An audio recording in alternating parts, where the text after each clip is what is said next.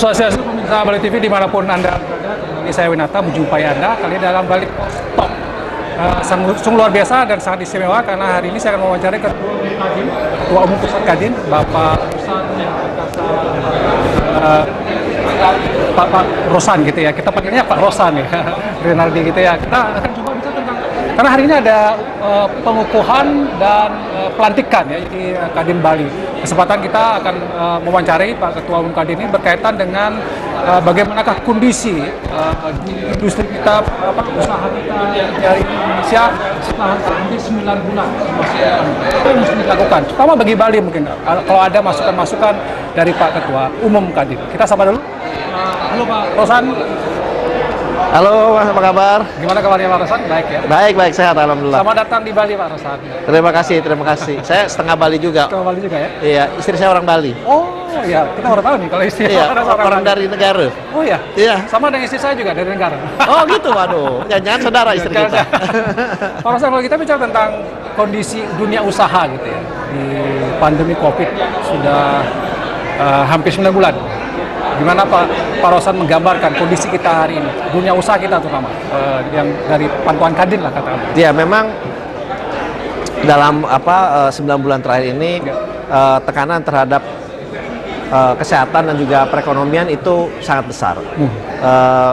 Terutama untuk sektor UMKM yang dulu tahun 98 adalah ujung tombak kita keluar dari krisis, tapi di tahun 2020 ini justru UMKM lah yang terdampak lebih besar dan juga lebih cepat.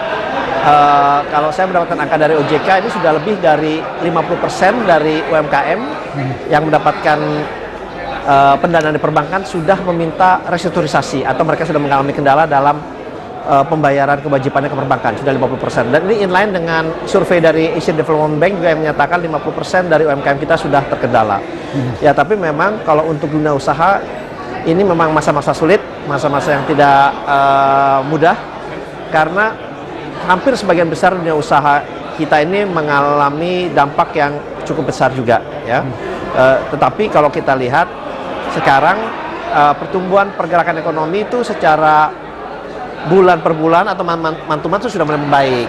Sudah mulai membaik. Ya. Tetapi memang secara tahun per tahun atau year on year itu memang masih mengalami kontraksi 70 sampai 80%. Tetapi ya tentunya kalau dalam hal ini dalam konteks Bali pariwisata memang tekanannya yang salah satu mungkin yang paling besar. Paling besar betul. Ya, kontraksi Bali salah satu yang paling tinggi di level 12% untuk ukuran nasional untuk ukuran Bali. Ya, tentunya disinilah mungkin peran pemerintah harus hadir juga, baik pemerintah pusat maupun daerah, bagaimana menjaga agar pertumbuhan dunia usaha tidak hanya di Bali tapi di seluruh Indonesia ini bisa bertahan terlebih dahulu. Bisa bertahan terlebih dahulu sehingga pada saatnya nanti insya Allah tahun depan atau tahun 2022 perekonomian kita bisa kembali bangkit, membaik dan terus tumbuh secara berkesinambungan dan berkelanjutan.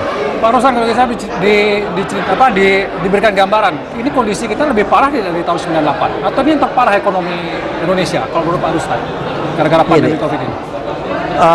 Setelah kalau dibandingkan 98 2020 ini faktor ketidakpastiannya itu lebih tinggi. Lebih tinggi. Karena ini dua hal berjalan beriringan, kesehatan dan perekonomian.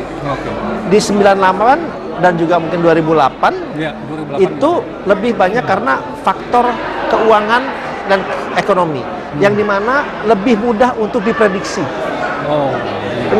Kalau ini karena kesehatannya itu kita belum tahu secara pasti ya, kapan ini akan berakhir, faktor ketidakpastian ini menjadi lebih tinggi sehingga memberikan tekanan terhadap perekonomian ini menjadi lebih besar dan lebih merata dan lebih cepat. Baik. Bali tadi Pak Rosan juga sampaikan bahwa sangat tertekan luar biasa karena gara-gara kita mengandalkan pariwisata Pak Rosan. Nah mungkin next ke depan, oke lah ini kan sudah terjadi seperti ini. Apa yang mesti dilakukan Bali supaya tidak terjadi hal serupa seperti sekarang ini? Apakah meninggalkan pariwisata, beralih ke pertanian atau seperti apa menurut Pak Rosan? Ya, tetap keunggulan dari Bali ini kan sektor pariwisata. Ya, tetap itu harus selalu dipertahankan, harus tetap dijaga. Bagaimana pertumbuhan pariwisata di Bali ini adalah pertumbuhan yang berkesinambungan, berkelanjutan seperti yang disampaikan tadi oleh Pak Gubernur. Tetapi memang kita harus juga melihat potensi-potensi lain di Bali, contohnya di pertanian, untuk membalancing. Jadi apabila hal seperti ya COVID-19 ini atau hal-hal yang terjadi, Bali masih bisa bertahan dengan baik, tidak mengalami kontraksi yang tidak terlalu besar karena memang hanya bertumpu pada sektor pariwisata. Karena potensi di Bali itu sangat-sangat luar biasa, tidak hanya dari sektor pariwisata, tapi potensi dari sektor pertanian, dari sektor perdagangannya juga sangat-sangat luar biasa. Jadi dan ini perlu kita dorong bersama-sama. Jadi mensinergikan gitu ya Pak ya, antara pariwisata dengan pertanian gitu ya. Kalau Pak Rosan menilai bagaimana kekuatan pertanian sebenarnya? Dan ini kan harus menjadi perhatian juga pemerintah ya, lebih serius. Bagaimana kekuatan pertanian dari segi ekonomi buat Pak? Oke. Daya tahannya itu katakanlah begitu. Pertanian, walaupun ini di tengah COVID-19 atau pandemi, sektor pertanian baik di kuartal kedua maupun kuartal ketiga secara nasional masih bertumbuh. Antara 2,19% dan 2,15%. Jadi masih bertumbuh. Padahal kita tahu industri lain itu mengalami penurunan atau kontraksi secara keseluruhan. Ya, itu yang pertama. Kedua, sektor pertanian adalah penyerapan tenaga besar tertinggi di Indonesia, kurang lebih 29,5% tenaga kerja Indonesia itu terserap dari pertanian. Jadi tentunya melihat hal-hal ini, pertanian ini memang harus benar-benar kita jaga, harus benar-benar kita perhatikan, dan tentunya dari pemerintah bisa berkolaborasi, bisa bersinergi dengan dunia usaha, dengan UMKM, dengan para pengusaha, sehingga sektor pertanian ini bisa menjadi selalu salah satu sektor unggulan, terutama dalam penyerapan tenaga kerja yang memang sangat tinggi. Jadi ya, sangat kuat ya sebenarnya. Iya, daya tahannya tinggi. Daya tahannya tinggi, kata Anda, kondisi seperti ini tetap bisa bertumbuh.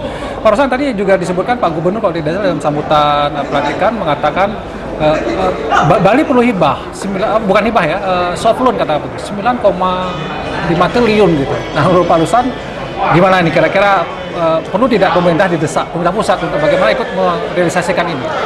Menurut saya yang diminta oleh Pak Gubernur, oleh Kadin Bali itu sangat-sangat wajar. Sangat-sangat wajar ya? Sangat wajar sekali. Kenapa? Justru itu hal yang sama yang kita dorong juga di Kadin Pusat. Ini kan sedang masa pandemi, ini sedang masa susah. Ya tentunya karena ini ada suatu proses penyelamatan. Tentunya kalau ini proses penyelamatan, ya suku bunganya juga harus rendah karena kan penyelamatan. Ya dong. Dan juga kita juga harus menyadari kontribusi Bali selama ini kan juga sangat tinggi terhadap perekonomian Indonesia, terhadap pariwisata, yang dimana ini harus benar-benar dijaga, dan pemerintah ibaratnya hadir untuk untuk menyehatkan kembali sektor pariwisata ini. Dan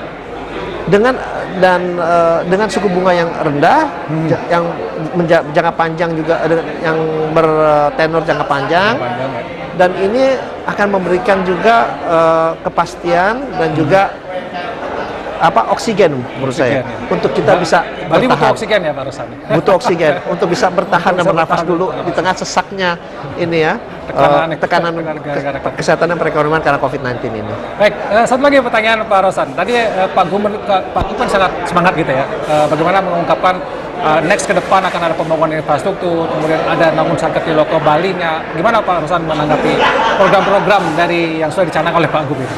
Ya memang program-program ini menurut saya tuh secara implementasi bisa berjalan dengan baik ya. Karena kalau kita lihat program-program yang dibangun ini adalah program-program infrastruktur yang mempunyai dampak, memang kalau infrastruktur tidak cepat, jangka menengah, panjang, tetapi dampaknya akan besar.